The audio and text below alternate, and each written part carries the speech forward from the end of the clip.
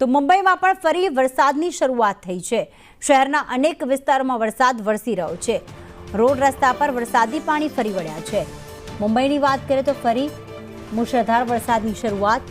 મુંબઈમાં જ્યારે પણ આવી રીતે ધોધમાર વરસાદ વરસતો હોય છે, મુંબઈવાસીઓની જિંદગી જ્યારે થંભી જતી હોય છે, કારણ કે વરસાદના કારણે ટ્રાફિક જામના દ્રશ્યો જોવા મળતા હોય છે।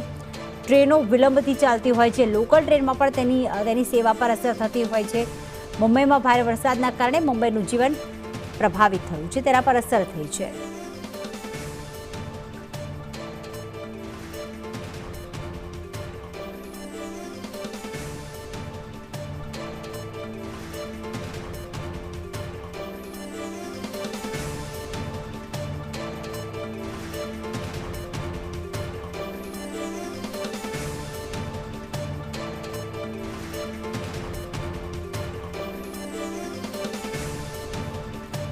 મુંબઈના રોડ રસ્તા ઉપર વરસાદી પાણી ફરી વળ્યા છે।